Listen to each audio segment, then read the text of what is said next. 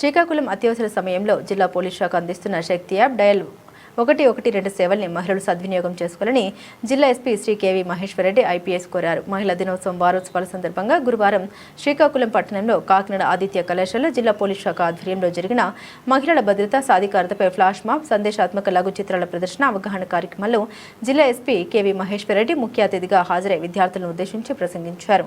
ఈ సందర్భంగా ఎస్పీ మాట్లాడారు. శక్తి యాప్ను ఎలా వినియోగించాలో వివరంగా తెలియజేశారు. అత్యవసర పరిస్థితుల్లో యాప్లోని SOSను బటన్ నొక్కడం ద్వారా లేదా 112కు కాల్ చేయడం ద్వారా సమీపంలోని పోలీసు సిబ్బంది తక్షణమే స్పందిస్తారని తెలిపారు.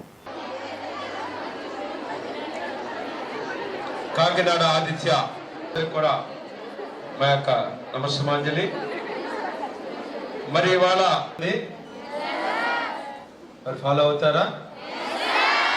అవ్వాలి. అవన్నీ నేను నమ్ముతాను. అండ్ ఆడవాళ్ళ సపోర్ట్ లేకపోతే మగవాళ్ళు ఉండరు, మగవాళ్ళ సపోర్ట్ లేకపోతే ఆడవాళ్ళు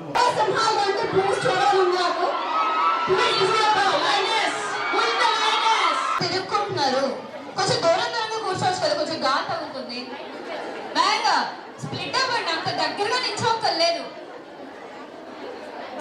కిందకు వచ్చిన మా అమ్మాయి కనిపిస్తుంది, అక్కడ వేస్తారు కాబట్టి మీరు వైప్ అవుతారు. విన్నారా? వైప్ అవడానికి ముందు చూసేసేయండి. అక్కడ నుంచి వేగంగా కూడా కొంచెం స్ప్లిట్ అవ్వండి, దూరంగా నిల్చోండి. అక్కడ మొక్కలు అది మాత్రం నేను కన్ఫర్మ్గా చెప్పగలను. అలానే మీ లైఫ్లో మీకు కూడా చాలా మంది ఉండొచ్చు. అది అబ్బాయి అవ్వచ్చు, అమ్మాయి అవ్వచ్చు, ఎవరైనా అవ్వచ్చు. బట్ ఎవరో ఒక వ్యక్తి వేసి ఆ డిఫరెన్షియేషన్ చేయకండి. అన్ని జెండర్స్ ఒకటే. మేబీ ఫిజియోలాజికల్గా, బయలాజికల్గా కొన్ని డిఫరెన్సెస్ ఉండొచ్చేమో, కానీ but when it comes to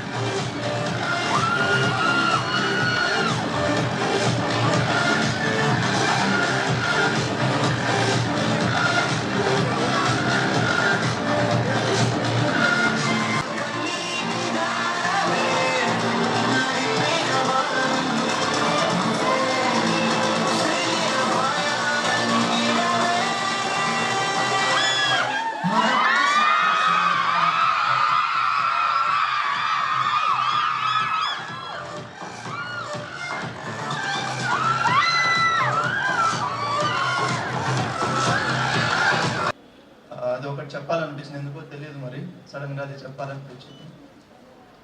ఈ ఉమెన్స్ డేకి సంబంధించి నాకు మిగతా విషయాలు మాట్లాడే ముందు ఎంతమందికి శక్తి గురించి తెలుసు?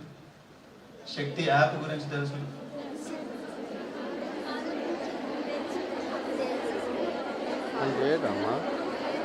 ఎంతమంది ఫోన్లో ఇన్స్టాలేషన్ చేసుకొని ఉన్నారు?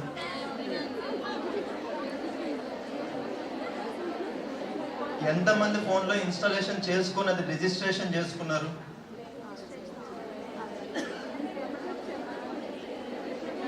ఎంతమంది దాన్ని ఇప్పటి వరకు వాడారు?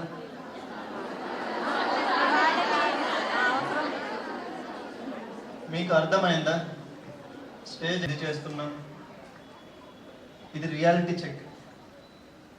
మేము అది చేస్తున్నాం, ఇది చేస్తున్నాం అని చెప్తున్నాం. శక్తి యాప్ ఇది గవర్నమెంట్ చాలా రోజులైంది తీసుకొని వచ్చి. దానికి సంబంధించి పోలీస్ డిపార్ట్మెంట్ కంటిన్యూస్గా అవేర్నెస్ క్యాంపెయిన్స్ చేస్తున్నారు, కాలేజెస్కి వెళ్తున్నారు, పోలీస్ స్టేషన్కి వస్తున్న వాళ్ళతో దాన్ని యూజ్ ఎలా చేయాలనేది చెప్తున్నారు, వీడియోస్ సోషల్ మీడియాలో రిలీజ్ చేస్తున్నాము, అన్నీ చేస్తున్నాము. బట్ ఇక్కడ ఇంతమంది ఉన్నారు, ఒక్కరు కూడా ఇప్పటివరకు వాడలేదు అని చెప్తున్నారు. దానికి రెండు కారణాలు ఉంటాయి. ఒకటి, మీకు ఎవరికి సమస్య రాకుండా ఉండిండొచ్చు, లేదా దాని గురించి తెలియకుండా ఉండిండొచ్చు. సమస్య రాకుండా మీరు వాడకుండా ఉంటే వీఆర్ వెరీ హ్యాపీ, ప్రాబ్లం లేదు. బట్ నిజంగా మీకు ఒక సమస్య వచ్చినప్పుడు, అంటే సమస్య అంటే పెద్దది కూడా అక్కర్లేదమ్మా. మనం నడుచుకొని పోతుంటే ఎవడో మనల్ని చూసి చిన్న కమెంట్ చేస్తే ఆ కమెంట్ మనకు నచ్చకపోవచ్చు, వాడు మనతో మిస్బిహేవ్ చేయొచ్చు. అక్కడ నుంచి మొదలు పెడితే చాలా పెద్ద సమస్యలు కూడా ఉంటాయి. అలాంటి చిన్న సమస్య వచ్చినా కూడా మీకు శక్తి యాప్ అనేది ఒకటి వాడాలి, దాన్ని యూజ్ చేయాలని మీకు థాట్ రావాలి.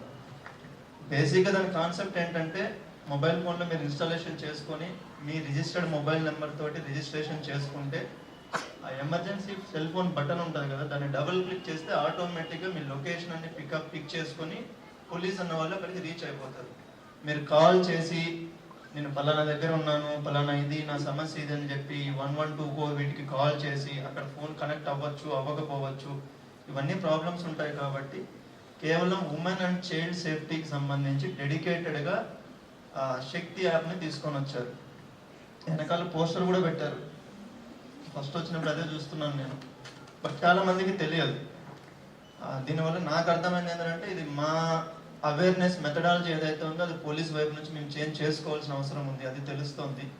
సెకండ్ థింగ్, నా రిక్వెస్ట్ ఏంటంటే మీకు ఎస్పీ అన్న వాళ్ళు, డిఎస్పీ అన్న వాళ్ళు, ఇంకొకరు ఎవరో ఒకరు పోలీస్ అన్న వాళ్ళు వస్తారు, మాట్లాడతారు, వెళ్ళిపోతారు. దానివల్ల యూజ్ ఉండొచ్చు, ఉండకపోవచ్చు. నేనైతే దాన్ని నమ్మను యాక్చువల్లీ.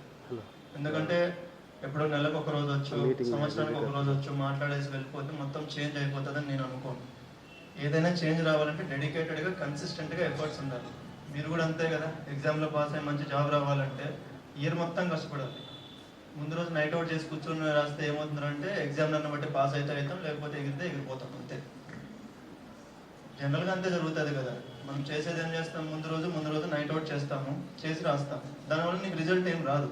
మేబీ మీరు ఎగ్జామ్ పాస్ అవ్వచ్చేమో, బట్ ఓవర్ ద పీరియడ్ చూసినప్పుడు మీ కెరీర్లో కావచ్చు, పర్సనల్ లైఫ్లో కావచ్చు, అదే మెథడాలజీ మన మైండ్కి అప్లై అయిపోతుంది. ఏంటంటే అబ్బా కన్సిస్టెంట్గా ఎందుకు చేయాలి, రోజు ఇదే పని ఎందుకు చేయాలి, ఏదో ఒక రోజు చేస్తే చాలు కదా రిజల్ట్ వస్తుంది కదా మన మైండ్లోకి ఎక్కిపోతుంది. సో దీనివల్ల నాకు అర్థమైంది ఏంటంటే మీ ఫీడ్బ్యాక్ని బట్టి ఇది ఒకటి మేము చేంజ్ చేసుకోవాలి. సెకండ్ ఏదైతే ఉందో అది ఇంకా మీకు రీచ్ అవ్వట్లేదు అనేది అర్థమైంది నాకు. సో దానికి ఏం చేయాలనేది మేము వర్కౌట్ చేసుకుంటాము.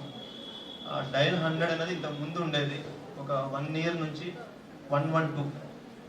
ఎందుకంటే తెలంగాణ స్టేట్ డివైడ్ అయిన తర్వాత 100 అనేది తెలంగాణ వాళ్ళు తీసుకున్నారు, ఏపీ స్టేట్కి 112 అలాట్ అయింది. అది టెక్నికల్ రీజన్స్ వల్ల అది అలాట్ అయింది. ఇంతకుముందు 112 చైల్డ్ వెల్ఫేర్, చైల్డ్ సేఫ్టీకి ఉండేది, దాన్నే ఇప్పుడు రెగ్యులర్ 112 చేశారు అనమాట. ఇవన్నీ ఎందుకు అడుగుతున్నానంటే మీకు తెలియకుండానే, మీ నాలెడ్జ్లో లేకుండానే గవర్నమెంట్ కావచ్చు, పోలీస్ డిపార్ట్మెంట్ కావచ్చు, అదర్ మినిస్ట్రీస్ కావచ్చు, ఉమెన్ అండ్ చైల్డ్ వెల్ఫేర్కి చాలా చేస్తున్నారు, చాలా ఉన్నాయి. జస్ట్ దట్ అది మీ వరకు కొన్ని రీచ్ అవ్వట్లేదు. సో దానికి ఏం చేయాలనేది మేము ఒకసారి వర్కౌట్ చేసుకుంటాము. When it comes to women international women's day March 8 ఏదైతే ఉందో దానికి సంబంధించి 1 week ప్రోగ్రామ్స్ చేస్తూ ఉన్నాము, బాగానే ఉంది. నేను ఒక 2 points చెప్పాలనుకుంటున్నాను దానికి సంబంధించి. అంటే ఉమెన్స్ డేకి సంబంధించి కాదు, ఇన్ జనరల్ ఉమెన్కి సంబంధించి. ఇప్పుడు ఇద్దరు వచ్చి ఎవరో మాట్లాడారు, సో వాళ్ళు ఏదో చెప్పారు, మనం అలా ఉండాలి, ఇలా ఉండాలి, ఆడవాళ్ళంటే ఇంట్లో ఉండేవాళ్ళు కాదు, అది ఇది అని చెప్పారు. అంత పెద్ద పెద్ద విషయాలు నేను మాట్లాడలేదు, కానీ బట్ నాకు తెలిసినంత వరకు నేను నమ్మే సిద్ధాంతం ఏంటంటే ఆ ఉమెన్కి వాళ్ళకి తగ్గట్టు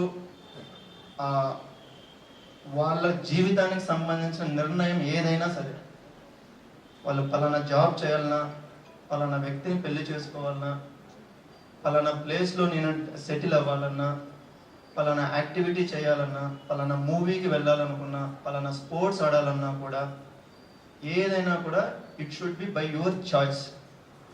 అది ఆ నిర్ణయం అన్నది మీ చేతుల్లో ఉండాలి. అది తల్లిదండ్రులు కాదు, ఫ్రెండ్స్ కాదు, ఇంకొకరు కాదు, మీ సిస్టర్స్ కాదు, బ్రదర్స్ కాదు, మీ సొంత నిర్ణయమై ఉండాలి. మీ సొంతంగా ఆలోచించి, మీ సొంతంగా మీ జీవితానికి సంబంధించిన చిన్న యాక్టివిటీ దగ్గర నుంచి పెద్ద యాక్టివిటీ వరకు మీ సొంత నిర్ణయాలు ఎప్పుడైతే మీ సొంత ఆలోచనలతో తీసుకోగలుగుతారో ఆ రోజు మీకు ఫ్రీడమ్ వచ్చిందని నేను నమ్ముతాను. అంతేగాని నాకు జాబ్ చేస్తేనే ఫ్రీడమ్ వచ్చేసింది, నాకు ఇంట్లో ఉంటేనే ఫ్రీడమ్ వస్తుంది, నాకు పలానా వ్యక్తిని పెళ్లి చేసుకుంటేనే ఫ్రీడమ్ వస్తుంది అంటే నేను నమ్మను దాన్ని. ఎందుకంటే పెళ్లి చేసుకున్నవాడు వెదవవచ్చు, అప్పుడు ఇంకా ఇబ్బందుల్లో పడతాం కదా. సో పాయింట్ అది కాదు. మీ జీవితంలో కష్టమైన, నష్టమైన, it should be by your choice. మీ సొంతంగా ఆలోచించి మీ సొంతంగా మీరు నిర్ణయాలు తీసుకోగలగాలి. ఆ రోజు మాత్రమే ఈ ఫెమినిజం కావచ్చు, లేదంటే మేల్ అండ్ ఫీమేల్ ఈక్వాలిటీ అని ఏదైతే మాట్లాడతామో అది కావచ్చు, అవన్నీ ఉంటాయని నేను నమ్ముతాను.